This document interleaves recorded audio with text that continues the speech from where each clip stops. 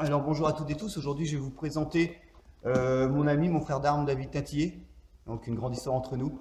On va essayer d'avoir sa vision des arts martiaux, ce que peuvent apporter les arts martiaux vietnamiens dans la société moderne.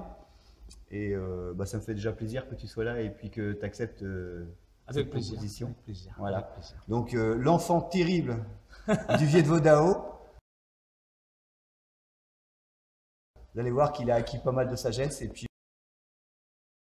Enchanté, moi, c'est vrai que ça me fait très plaisir d'être avec toi, puis de partager, comme toujours, l'art martial vietnamien qui est un joyau magnifique. Je vais commencer par me présenter, bon, ceux qui ne me connaissent pas. Donc, j'ai 48 ans, je pratique les arts martiaux vietnamiens depuis 38 ans. Donc, j'ai découvert ça tout gamin et c'est devenu une passion au départ, et après, c'est devenu une façon de vivre. Aujourd'hui, je suis 6e Dang FFKDA. 18e Cup du Vietnam, reconnu par la Fédération vietnamienne des arts martiaux traditionnels vietnamiens, et également responsable de mon école, donc l'école Phong Vo Dao, que j'ai créée en 2008 à la suite d'une recherche de plus de 25 ans et qui m'a permis aujourd'hui de me présenter à vous. Et c'est un réel plaisir de pouvoir communiquer sur l'art martial, et je te remercie Franck de m'inviter aujourd'hui. J'espère que cette vidéo sera vue par beaucoup de gens. Puis ça va être l'occasion d'échanger. Donc, première chose, donc après la présentation, est-ce que tu peux nous parler un petit peu de ta vision des arts martiaux vietnamiens, donc du Vo Co Truyen, et puis ensuite un petit peu de la démarche de l'école? Bon, je vais essayer de faire assez vite. C'est compliqué actuellement les arts martiaux vietnamiens en France. Le Vo Co Truyen est effectivement un terme pour certains qui paraît plus ou moins récent pour la France. Qui est un terme historique et réel au Vietnam pour identifier l'ensemble des arts martiaux vietnamiens unifiés, sachant que pour nous en France, ce qui est très connu, c'est plutôt le terme employé Viet Vo Dao depuis les années 70, ce qui est très bien d'ailleurs, ce qui a permis aux arts martiaux vietnamiens d'exister et de fonctionner pendant toutes ces années. Voilà tout simplement. Aujourd'hui, le Vo Co Truyen est pratiqué dans le monde entier. Nous sommes donc, nous également, des représentants du Vo Co Truyen, qui est en fait le style générique, enfin ce qui représente l'ensemble des styles plutôt au Vietnam, des écoles unifiées. Et l'avantage de ce Vo Co Truyen, c'est qu'on peut y découvrir et pratiquer un tronc commun fédéral qui est donc exécuté, appris par l'ensemble des écoles. Aujourd'hui, ce qui est compliqué pour nous les Français, c'est que quand on parle Vo Co Truyen, on pense qu'on doit apprendre un programme complet nouveau, ce qui est complètement faux. Le Vo Co Truyen, c'est un ensemble de leçons, effectivement, mais chaque école peut en pratiquer une ou deux uniquement, et tous les ans, au moment de la compétition nationale, venir la présenter afin que tout le monde puisse se reconnaître et pouvoir être jugés tous à la même enseigne. Voilà un peu pour le Vo Co Truyen et pourquoi on le pratique aujourd'hui. La différence avec le Viet Vo Dao, qui est plutôt quelque chose qui a été créé en France pour nous, les Occidentaux, qui à l'époque n'étions sûrement pas prêts à pratiquer le style des arts martiaux vietnamiens comme il est fait au Vietnam, car c'est assez difficile au départ d'approcher le niveau technique des Vietnamiens. Donc voilà rapidement pourquoi le Vo Co Truyen et le Viet Vo Dao. Je tenais à le préciser parce que c'est important de le savoir, sachant que les deux sont très bien, puisque ça reste l'art martial vietnamien, et ça nous permet à nous d'exister aujourd'hui. Sans le Viet Vo Dao, nous ne pratiquions pas le Vo Co Truyen aujourd'hui. Voilà. Maintenant, si tu peux nous dire un petit mot de pourquoi le Phong Vo Dao, notre école. Alors, le Phong Vo Dao, vous avez justement notre emblème, hein, comme il en existe énormément au Vietnam. D'ailleurs, la complexité de notre art martial, c'est la multitude de styles qui existent, et c'est pour cela qu'on a beaucoup de mal à se structurer. Sa richesse est immense, bref. Donc, nous, le Phong Vo Dao, faisons une partie intégrante de cet ensemble de styles. Nous sommes une petite école qui est née en 2008, suite, donc, comme je vous disais tout à l'heure, à de longues années de recherche. Le Phong Vo Dao fait partie intégrante du Vo Co Truyen. Pour revenir à ce qu'on présentait tout à l'heure, c'est en fait un style avec d'autres styles, et d'autres styles, plusieurs styles qui forment un ensemble de styles, et à eux tous représentent le Vo Co Truyen. Voilà, je tiens à préciser parce que beaucoup de monde font l'amalgame, et pense que le Wokot Huyen, c'est un style. Mais non, le Wokot Huyen, c'est un ensemble de styles. Et c'est ce qui fait la force des arts martiaux vietnamiens aujourd'hui. Le Falun Dao est la synthèse, c'est une longue recherche de la pratique d'un style qui était très linéaire, que j'ai pratiqué pendant plus de 20 ans, qui était un style très dragon, très dur, très combatif, très linéaire, comme je le disais, et un style un beaucoup plus circulaire, qui est le style du phénix, que j'ai pratiqué pendant plus de 10 ans. Et la synthèse de ces deux recherches, de ces deux formes de travail, ont créé le Falun Dao, ce qui est aujourd'hui notre art martial, notre style et notre école. Sa richesse, c'est son programme, hein, un programme où il existe plusieurs formes, à main nue et avec armes, de l'école, purement de l'école, hein, qui ont été mis en place et que j'ai donc élaboré pendant ces plusieurs années. Mais ce n'est pas seulement ça, c'est également la préservation du patrimoine martial du Vietnam. C'est-à-dire dans notre style, il y a des Kuen, des enchaînements très anciens qui font partie de la culture vietnamienne, comme le Lao Mai, comme le Mai Wa, comme le Lien Hoa Kuen, comme le Tax Kuen, etc., qui appartiennent à des grandes écoles vietnamiennes. J'ai insisté parce qu'une école traditionnelle, aujourd'hui au Vietnam et en France, se doit de préserver le patrimoine historique et culturel du Vietnam. Et le problème et la problématique aujourd'hui chez nous, c'est que beaucoup de styles sont des styles modernes, des styles occidentalisés, plus français, et qui ne sont pas attachés justement à cette histoire. Notre école, elle, y tient. Voilà, rapidement par la présentation du style Falun Dao. Moi, je rajouterais juste un tout petit point, je pense que tu vas être d'accord. Une petite chose qui nous différencie de certaines autres écoles, c'est notre côté compétition. Donc on abordera un sujet qui sera abordé tout à l'heure. C'est-à-dire que majoritairement, nous sommes des compétiteurs et David est certainement la personne qui a été le plus titré au niveau de l'Hexagone, donc avec des titres de champion d'Europe, était entraîneur de l'équipe de France en 2012, donc de Wokot Huyen. C'est vrai que modestement, j'ai toujours eu, puisqu'on en parle rapidement de cette histoire de compétition, quand on est jeune, on a l'envie de la gagne. On a toujours l'envie de la gagne. On n'y va pas pour rien. Mais aujourd'hui, l'évolution a voulu que c'est surtout montrer l'exemple aux plus jeunes. C'est pour ça que la compétition est une belle vitrine, car ça nous permet de pouvoir montrer aux plus jeunes la richesse et la grandeur de notre art martial. Alors c'est vrai que pour la petite histoire, depuis 1992 jusqu'à aujourd'hui, cette année, bon, ben, toujours être sur le tapis, pour moi, c'est une fierté parce que c'est toujours démontrer aussi aux autres qu'on est toujours présent et qu'on s'entraîne. J'encourage d'ailleurs tous mes confrères, mes amis, mes experts, mes frères, mes maîtres, je ne sais pas, à faire la même chose et à toujours montrer aux plus jeunes. Et même risque à se mettre en danger sur un tapis, notre art martial, puisque la quintessence et la grandeur de notre discipline, c'est bien l'art et la pratique de l'art. Et les belles paroles ne remplaceront jamais les actes. Tout à fait. C'est beau. Ouais. Donc là, je vais redemander juste à David qui précise un petit peu donc, sa vision de l'art martial. Donc l'art martial au sens large, pas uniquement arts martiaux vietnamiens, puisque généralement les grands concepts sont sensiblement les mêmes. Ah, c'est vraiment une question importante. C'est vrai que la vision de l'art martial de chacun est différente. Pour ma part, aujourd'hui, l'art martial, c'est comme manger, comme me lever le matin. C'est vraiment ma vision de l'art martial, c'est la vie, tout simplement, c'est la vie. C'est-à-dire qu'aujourd'hui, je ne pourrais plus m'en passer, premièrement, et que c'est l'outil qui me permet, en tant qu'homme, de me retrouver quand je suis pas trop bien, quand j'ai des soucis. L'art martial, lui, est toujours présent, toujours là, toujours. Cette magie de l'art martial, on ne peut pas l'expliquer, c'est difficile vraiment de donner les mots parce que l'art martial, comme je le dis toujours, se pratique avant tout. C'est ton bâton de pèlerin un petit peu. C'est un peu ça. La canne sur laquelle on s'appuie quand il faut. Et sa richesse est tellement grande. Par contre, quand on a pris conscience de sa grandeur, c'est vrai que ma vision, elle a décuplé et j'ai pris conscience que toute ma vie ne sera pas suffisante pour pouvoir vraiment en atteindre les sommets, j'ai envie de dire. Mais par contre, plus je le pratique et plus je découvre certaines choses et plus je me rends compte que c'est pas facile, puisqu'on se remet toujours en question. Une des phrases importantes pour l'art martial, c'est la remise en question, mais surtout que l'art martial, ça va peut-être aider pour la suite des questions, il faut essayer de le faire évoluer, de le faire appliquer à la vie d'aujourd'hui, à l'évolution de notre société. Et c'est ce qui est très difficile, parce qu'il faut savoir aujourd'hui aussi, nous, en tant que professeurs d'art martiaux vietnamiens, nous adapter. La vision de mon art martial, quand je l'ai découvert, Et quand je l'ai pratiqué, ce qui était très dur à l'époque, je trouve hein, ma fameuse formation de dragon, je ne nommerai pas d'école parce que je ne veux pas nommer personne par respect, par politesse, parce que je n'aurais pas demandé la permission d'abord, sinon ça ne me pose aucun problème. Mais la vision de cette époque, où j'étais gamin, m'a donné une certaine ligne de conduite, une certaine façon de vivre. La vision d'aujourd'hui, c'est plus essayer de ramener les jeunes à des valeurs, à des vraies valeurs que peut-être aujourd'hui on n'a plus qu'on avait à l'époque.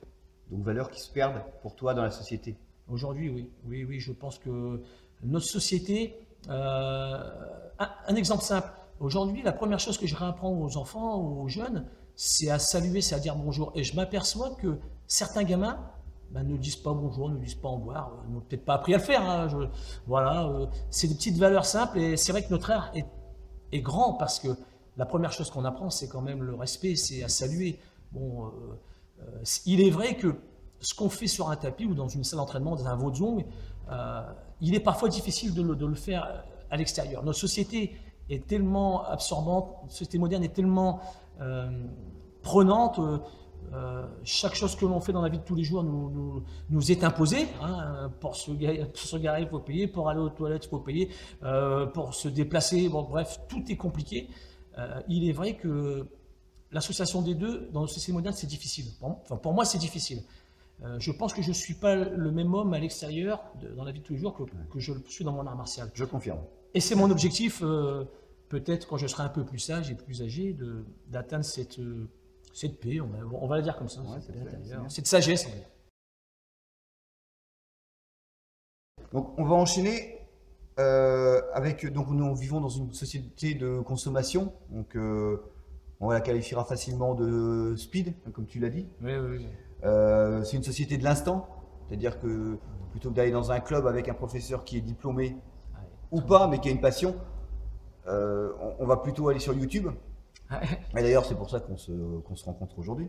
Je peux vous présenter David, d'ailleurs. Je rebondis sur YouTube parce que c'est vrai qu'on essaie justement de se passer les infos, puis les idées elles viennent comme ça. Je tiens à préciser que c'est important d'en parler, justement, ce phénomène des réseaux sociaux et d'Internet a complètement bouleversé la vision des arts martiaux aujourd'hui. Et en l'occurrence, on va parler du Wokotsuan et des arts martiaux vietnamiens. Ça a ouvert justement, et ça a montré au monde entier, et à nous aussi aux Français, que l'art martial traditionnel du Vietnam se pratique au Vietnam de cette manière-là, parce que maintenant on voit les vidéos des Vietnamiens qui travaillent.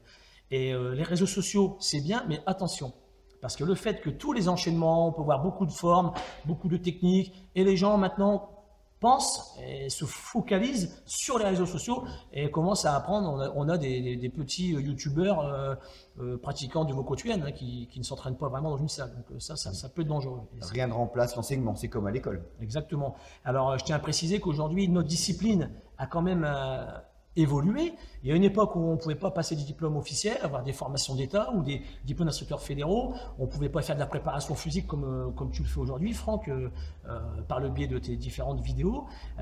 Ça ne remplacera jamais l'entraîneur. C'est un moyen de vous inciter à venir justement vous entraîner avec le professeur ou le préparateur physique qui vous montre ses démonstrations. Mais lui, il a des heures et des heures et des années d'entraînement. Donc il va vous approcher, il va vous aborder d'une manière différente que ce qu'il vous démontre sur ses vidéos. Il vous incite à venir. Donc c'est important de le savoir. Et c'est la même chose pour les enchaînements et les techniques de combat que vous voyez sur les vidéos. On ne peut pas du jour au lendemain mettre en pratique ça dans la réalité. Il y a des heures et des heures de répétition et d'entraînement. Donc il est vrai que notre art martial est merveilleux, mais il faut savoir l'apprendre comme nos aînés, nos maîtres l'ont appris. Ça veut dire en répétant les bases, en travaillant, en se déplaçant des heures et des heures. Il n'y a pas d'autre solution, il n'y a pas de secret dans la martial. Il y a juste des bons professeurs qui sont diplômés, parce que ça c'est important. On est en France, on est un pays où il y a des règles, hein, il y a des formations d'État, il y a des formations communes, et je vous incite tous à le faire, parce que j'ai enseigné pendant des années, en étant un instructeur de ma fédération, de mon association, sans avoir vraiment de formation et d'approche des différents publics qu'on rencontre dans nos clubs. Et ça peut être très dangereux. Et je tiens à préciser qu'aujourd'hui, par le biais de différentes fédérations, même si, voilà, que ce soit la FFKDA, que ce soit la FSGT, on peut prétendre, on peut aborder des formations avec des diplômes officiels, voire d'État. Et ce qui vous donne la possibilité d'enseigner avec des réelles connaissances. Je ne parle même pas de la rémunération, puisque bon, bah, pour ceux qui connaissent bien les arts martiaux vietnamiens, c'est très difficile aujourd'hui de pouvoir en vivre. Mais pour la formation, c'est très très bien de pouvoir avoir un diplôme officiel et d'État. J'insiste. Parfait. Donc, avant de conclure, je voudrais qu'on aborde le sujet, donc un sujet qui fait polémique très souvent dans le monde des arts martiaux, c'est est-ce que les arts martiaux sont un sport, enfin sont des sports ou juste une activité physique, ou est-ce que c'est quelque chose de beaucoup plus grand? Donc, par rapport à tout ce que tu nous as dit, David, on se rend compte, et moi j'en suis convaincu, hein, c'est quelque chose de beaucoup plus vaste, hein, il y a un aspect spirituel, un aspect santé. Donc, je voudrais bien que tu nous fasses un petit parallèle, voire plusieurs parallèles, qu'importe, Je vais essayer d'être bref entre aussi. les arts martiaux, donc ce que ça apporte, et puis cette relation avec le sport et avec la santé. Bon, c'est vrai que bon, l'art martial en lui-même, c'est une discipline, c'est une histoire, c'est une culture, c'est une transmission, c'est un pays, c'est un peuple. J'en ai des frissons quand j'en parle parce que bon, moi je parle de mon art martial, l'art martial vietnamien. J'ai eu la chance d'aller plusieurs fois au Vietnam et de vivre là-bas, de sentir les gens qui sont modestes, qui pratiquent. C'est une transmission, c'est comme notre patrimoine en France qu'on transmet de génération en génération pour garder que ce soit les cultures, que ce soit les plats. L'art martial, c'est tellement vaste que il faut s'y impliquer. Mais ce qui est important, c'est que l'art martial en lui-même ne suffira pas à pouvoir atteindre un certain degré, même de technicité. De pratique Hein, loisir. les formes vietnamiennes sont très longues, sont très difficiles. L'entraînement au combat, on va prendre cet exemple au Vietnam, il ne peut pas être fait sans une préparation physique adaptée. Donc voilà. Donc le lien sportif, ce qu'il faut bien comprendre, c'est qu'il est essentiel à notre art martial. C'est un équilibre entre les deux. Un athlète qui est bien préparé, un pratiquant d'arts martiaux qui est bien entraîné, qui a une bonne condition physique, un bon cardio, qui a une bonne musculature, en fait, il est préparé à aller au combat, tout simplement. Je prendrai comme exemple notre écusson, par exemple. On voit au milieu de cette écusson le bouclier et la lance qui transparaît, qui apparaît. C'est le symbole justement de la guerre, du combat, de la tradition, de l'art martial. Et il est essentiel pour ça de s'entraîner, de pouvoir se préparer à cette activité. La préparation physique, pour moi, elle est essentielle. Je suis sportif depuis des années et je suis un artiste depuis des années. Et les deux sont indissociables. La pratique sportive, pour moi, je vais prendre un exemple simple, je suis brevet d'État. Donc, tout simplement, je vais dire à mes élèves, si vous voulez être en bonne santé, il faut pratiquer le jogging, il faut vous entraîner à la course à pied, il faut faire de la musculature. Le bouclier, pour le corps, c'est simplement la carapace. C'est ce qui nous protège quand on va combattre. Donc, comment voulez-vous être un bon combattant si vous n'avez pas une bonne carapace, une bonne condition physique, une bonne musculature? Donc les deux sont indissociables. Donc j'insiste, mais nous sommes nous-mêmes des sportifs accomplis. Et si aujourd'hui j'arrive sur la cinquantaine, je suis toujours Ça ne se voit pas. un pratiquant, t'es gentil, un pratiquant qui s'investit dans la préparation physique, dans le travail cardio-training, mais en ayant adapté forcément mon entraînement physique à mon âge et à nos besoins. Et à mes besoins. Bien sûr. Et j'insiste sur le fait que un artiste martial doit être aussi un bon sportif, quelqu'un qui a une bonne condition physique. Tout simplement, pour moi, c'est indissociable. C'est comme le Hamzong, ça fait partie de l'évolution de l'artiste. Donc le Hamzong, c'est le yin et le yang, ou le positif et le négatif. Voilà. Cette harmonisation entre la force et la souplesse. Et j'en profite pour dire qu'aujourd'hui, notre école est très diversifiée, puisque nous avons la chance d'avoir différents experts et professeurs un peu partout en France, qui ont justement, à côté de leur activité martiale, aussi des activités de préparation physique. Justement, je pense à toi, Franck. Peut-être c'est l'occasion de nous présenter ton blog et puis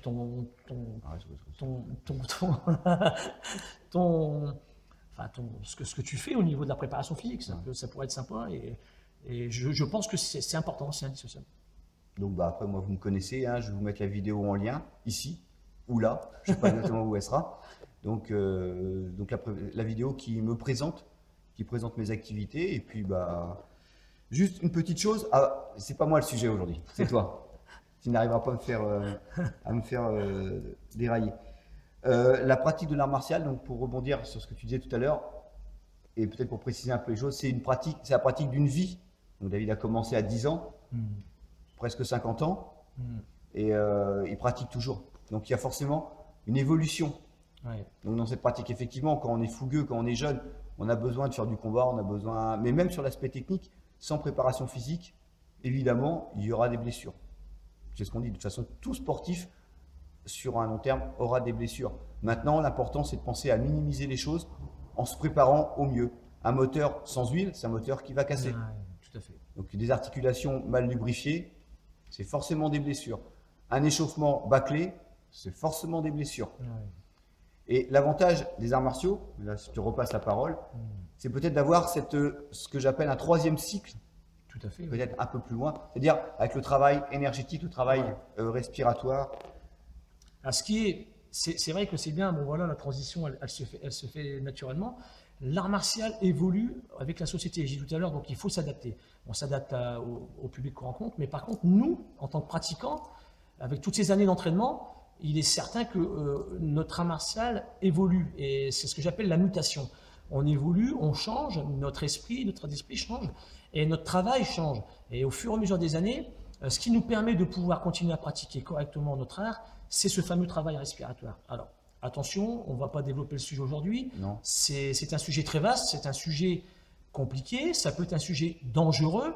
Ne pas faire n'importe quoi. Donc, je reviens sur YouTube. Attention à ce que vous voyez. Ne refaites pas exactement sans savoir et en ayant eu les conseils d'un expert reconnu qui sait faire ce travail respiratoire, puisqu'on parle de la respiration.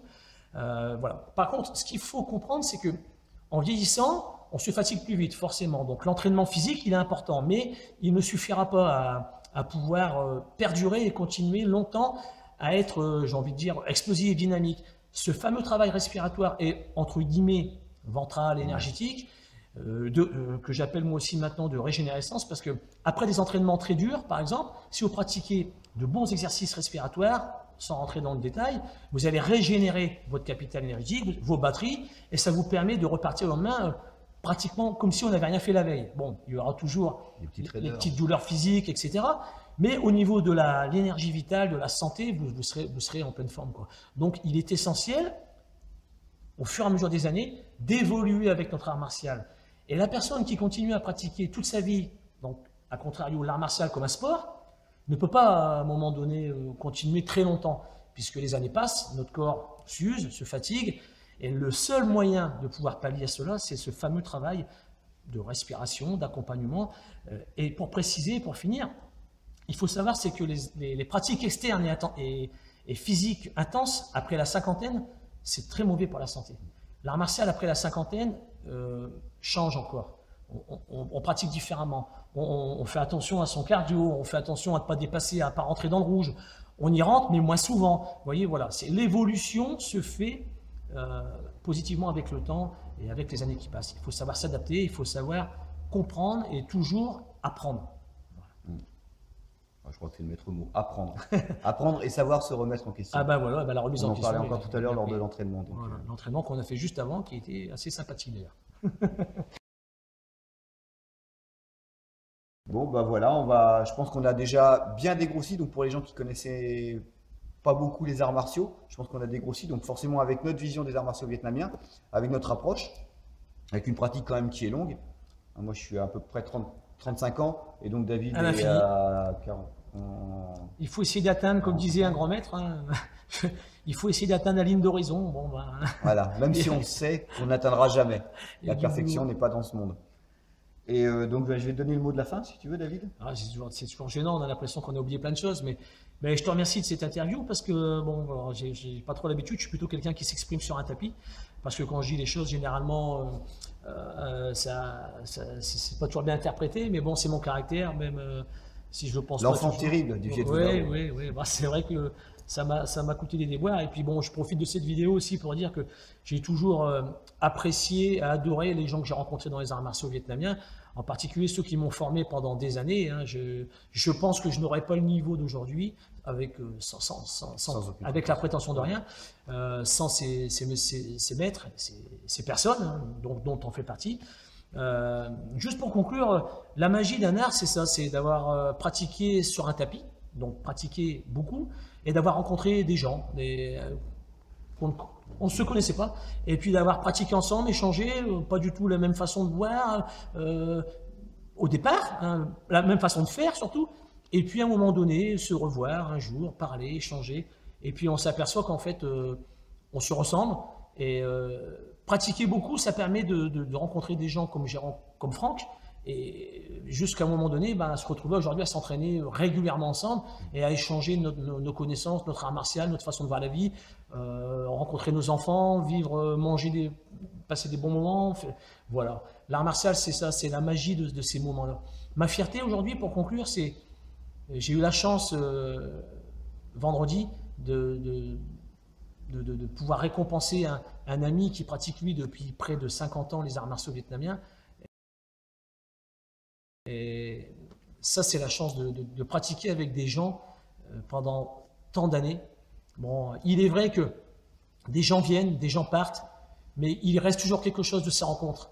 Et même ces gens-là, même s'ils sont partis, pour certains, bah, j'ai toujours des bons souvenirs avec eux de nos histoires, de notre pratique d'art martial. L'art martial est magique. Le problème, ce sont les hommes qui l'utilisent pour le pouvoir. Et voilà, le poison de l'art martial, c'est le pouvoir et l'argent.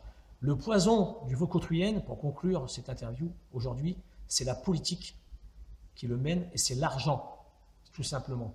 L'art martial restera toujours merveilleux, mais malheureusement, pratiquons-le et essayons de mettre de côté tous ces déboires politiques et financiers. Voilà. Voilà, bah, on va se quitter sur ces mots.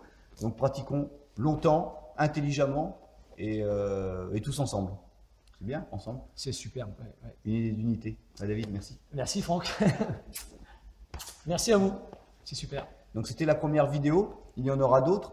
Donc des fois sur des sujets un petit peu différents. Et puis si vous avez aimé cette vidéo, bah, n'hésitez pas à vous abonner. Donc pour s'abonner, oui, c'est le petit bouton s'abonner. Précise-le parce que voilà, c'est vrai qu'on n'y pense pas. Donc, le petit bouton rouge s'abonner. Ouais. Et sinon, vous pouvez aussi nous rejoindre. Je partagerai forcément cette interview donc sur mon site et également sur les réseaux sociaux, donc sur Twitter principalement et sur Instagram. Donc David, encore merci. C'est génial. À très bientôt. Et puis bah, si vous avez des commentaires, n'hésitez pas à partager-les ou des questions, partagez dans la barre de commentaires. Et puis je vous dis à très bientôt. Merci encore. Salut. Bye bye.